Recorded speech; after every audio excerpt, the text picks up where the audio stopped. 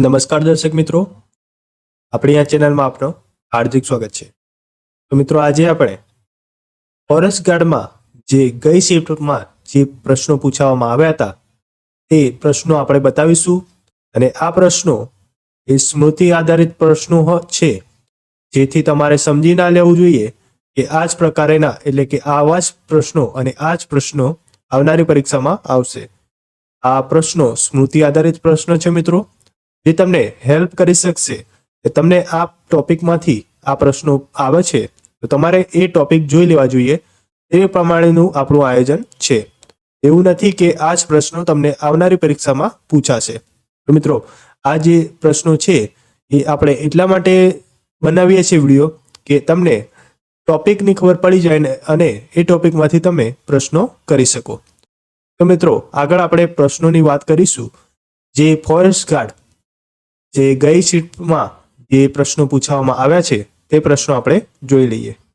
તો મિત્રો, અત્યાર સુધીની શિફ્ટમાં આ પ્રશ્નો આવી ચૂક્યો છે કે સોલંકી વંશનો અંત કોણે કર્યો હતો? તો આપણો આન્સર થઈ જાય વિશલદેવ વાઘેલા। એટલે કે તમને એ સમજી લેવાનું કે છે કે આ ટોપિકમાંથી તમને પ્રશ્નો પૂછવામાં આવે છે અને કઈ પ્રકારના પ્રશ્નો પૂછાય છે, એટલે તમારે આ ટોપિક ફરીથી એકવાર રિવાઇઝ કરી લેવાનું છે।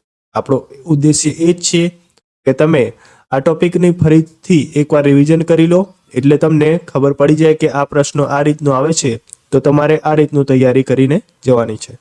તો મિત્રો, તમને આપણી આ માહિતી ગમે, આપણા પ્રશ્નો ગમે તો વિડીયોને લાઈક કરી દેજો અને કોમેન્ટમાં જરૂરથી જણાવજો કે તમને આ પ્રશ્નો અને આપણી માહિતી કેવી લાગી।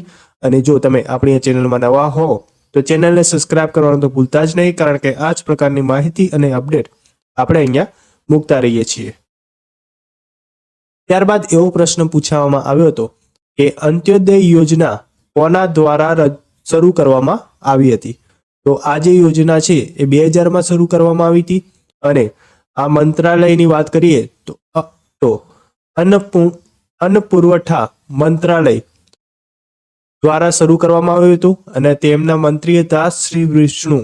એટલે યાદ રાખજો મિત્રો, યોજનામાંથી એટલે કે યોજનાના ટોપિકમાંથી પણ પ્રશ્નો પૂછવામાં આવે છે અને આ પ્રકારના પ્રશ્નો પૂછાઈ શકે છે। ત્યારબાદ રેફ્રિજરેટર અને એસીમાં કયો વાયુ વપરાય છે? તો મિત્રો, પહેલા જે વાયુ વપરાતો હતો એ CFC ફ્રીયોન વાયુ વપરાતો હતો અને હાલની વાત કરીએ તો R22 નામનો વાયુ અને R410 અને R1340। એટલે કે તમે ઓપ્શન જોશો તો તમને ખબર પડશે, પણ આપણે આ પ્રશ્નો એ માટે લીધો છે કે તમને વાયુમાંથી પણ એટલે કે આ ટોપિકમાંથી પણ પ્રશ્નો પૂછાય છે એ બતાવવા માટે આપણે અહીંયા આ પ્રશ્નો લીધો છે। બાકી ઓપ્શન પરથી જ આ પ્રશ્નોનો આન્સર કહી શકાય છે। ત્યારબાદ એવો પ્રશ્ન આવ્યો હતો કે કાયદા સમક્ષ સમાનતા અનુચ્છેદ જણાવો। એટલે કે આ તો ચોખ્ખું કહી શકાય કે કાયદા સમક્ષ સમાનતા અનુચ્છેદ, તો આપણો અનુચ્છેદ 14 એટલે કે અનુચ્છેદ 14 આનો આન્સર થઈ જાય। તો મિત્રો, તમને આપણા પ્રશ્નો ગમતા જાય, આપણો વિડીયો ગમતો જાય તો વિડીયોને લાઈક કરી દેજો અને કોમેન્ટમાં જરૂરથી જણાવજો કે તમને આપણા આ માહિતી અને પ્રશ્નો કેવા લાગ્યા। અને જો તમે આપણી ચેનલમાં નવા હો તો ચેનલને સબસ્ક્રાઇબ કરવાનું તો ભૂલતા જ નહીં। ત્યારબાદ એવો પ્રશ્ન પૂછવામાં આવ્યો હતો કે કીડીને કણ હાથીને મળ કહેવત જણાવો। એટલે કે આ કહેવતનો અર્થ તમે ઓપ્શન જાણીને આસાનીથી પકડી પાડી શકો છો, પણ આપણે એવું કહી શકાય કે દરેકને તેની જરૂરિયાત મુજબ આ કહેવતનો અર્થ આ પ્રકારે થઈ શકે છે। ત્યારબાદ જાગ્યા ત્યાંથી સવાર કહેવતનો અર્થ જણાવો। એટલે કે આપણે એમ કહી શકાય કે આ કહેવતના અર્થ ટોપિકમાંથી પણ પ્રશ્નો આવી રહ્યા છે, તો તમારે આ પ્રકારની કહેવતો જોઈ લેવી જોઈએ।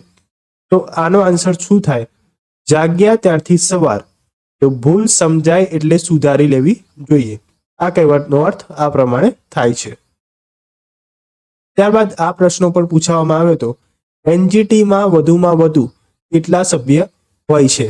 તો એનજીટીના સભ્યની વાત કરીએ તો તેમાં અધ્યક્ષ એક હોય છે અને ન્યાયિક સભ્યોની વાત કરીએ તો ઓછામાં ઓછા 10 ન્યાયિક સભ્યો હોય છે અને વધુમાં વધુ 20 ન્યાયિક સભ્યો હોય છે.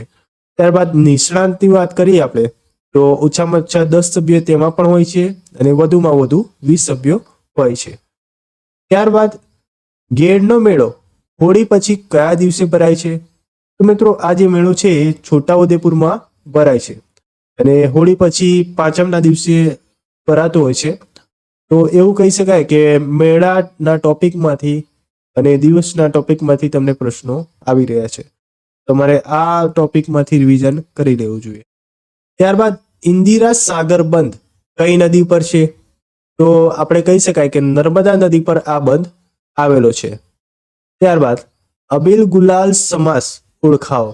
તો અબીલ અને ગુલાલ એટલે કે અને લાગે એટલે દ્વંદ સમાજ એ બની જાય. તો અબીલ અને ગુલાલ દ્વંદ સમાજ કહી શકાય. તો મિત્રો તમને આપણા પ્રશ્નો ગમતા જાય તો વિડીયોને લાઈક કરી દેજો અને કોમેન્ટમાં જરૂરથી જણાવજો કે તમને આ માહિતી અને પ્રશ્નો કેવા લાગ્યા. અને જો તમે આપણી ચેનલમાં નવા હો તો ચેનલને સબસ્ક્રાઇબ કરવાનું તો ભૂલતા જ નહીં.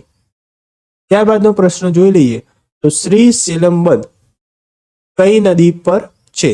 તો આ જે બંધ છે એ કૃષ્ણા નદી પર છે મિત્રો.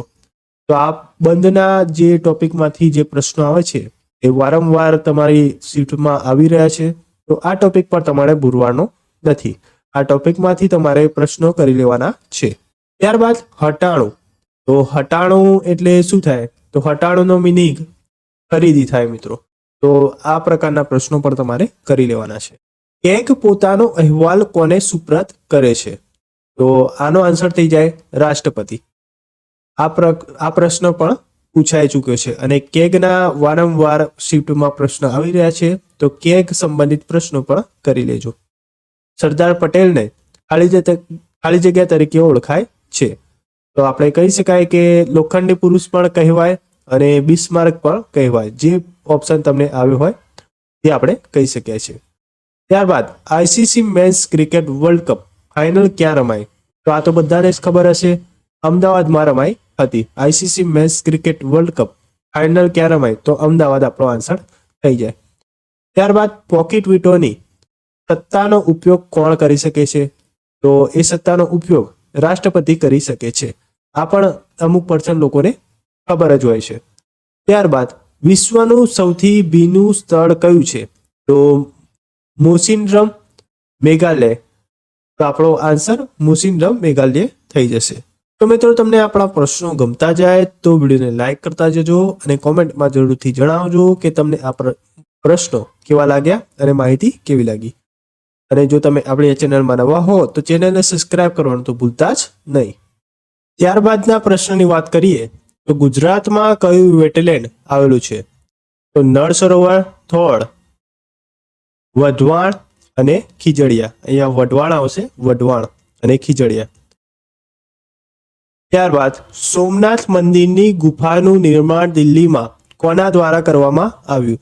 તો ગુજરાત પવિત્ર યાત્રાધામ વિકાસ બોર્ડ દ્વારા આ જે નિર્માણ છે દિલ્હીમાં ગુફાનું એ કરવામાં આવ્યું છે. ત્યારબાદ પટોળા કયા રાજ્યની વિશેષતા છે? એ તો આપણે બધાને ખબર છે, ગુજરાતની વિશેષતા છે અને પાટણની વિશેષતા છે. એટલે કે ગુજરાત પાટણની આ વિશેષતા છે. ત્યારબાદ મહાત્મા ગાંધી ગુજરાત સભાના ઉપપ્રમુખ તરીકે ક્યારે ચૂંટાયા? તો 1916માં ગુજરાત સભાના ઉપપ્રમુખ તરીકે ગાંધીજી ચૂંટાયા હતા. ત્યારબાદના પ્રશ્નની વાત કરીએ તો કાળિયાર માટે વિધાન પસંદ કરો. તો વેળાવદર, ભાવનગર. આ વિધાનમાં ઓપ્શનમાં આપેલું હોય તો આપણો આન્સર થઈ શકે છે. ત્યારબાદ 4 ઘડી જેટલો વખત. તો ચોઘડિયું એટલે કે આ પ્રકારનો પ્રશ્ન પણ પૂછાઈ શકે છે. 4 ઘડી જેટલો વખત એટલે કે ચોઘડિયું. ત્યારબાદ નેશનલ ગ્રીન ટ્રિબ્યુનલ કેટલા ઝોનમાં વિભાજિત છે? તો 5 ઝોનમાં વિભાજિત છે. ત્યારબાદ શબ્દ સમૂહ જણાવો. તકનો ઉપયોગ કરી સ્વાર્થ સાધનાર. તો તેનો અર્થ તક સાધુ થઈ જાય છે મિત્રો. ત્યારબાદ ટાઈગર રિઝર્વ અરુણાચલ પ્રદેશમાં. તો કમલાંગ, નામદફા અને પાર્ક. આ ટાઈગર રિઝર્વ અરુણાચલ પ્રદેશમાં આવેલા છે. ત્યારબાદ ઉડી શકે તેવું વિશ્વનું ઊંચું પક્ષી કયું છે? તો સારસ ક્રેન આ પક્ષી છે.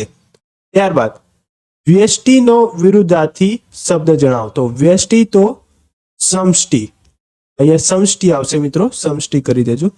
ત્યારબાદ કચ્છના પૂર્વ પશ્ચિમમાં કયું તત્વ મળી આવે છે?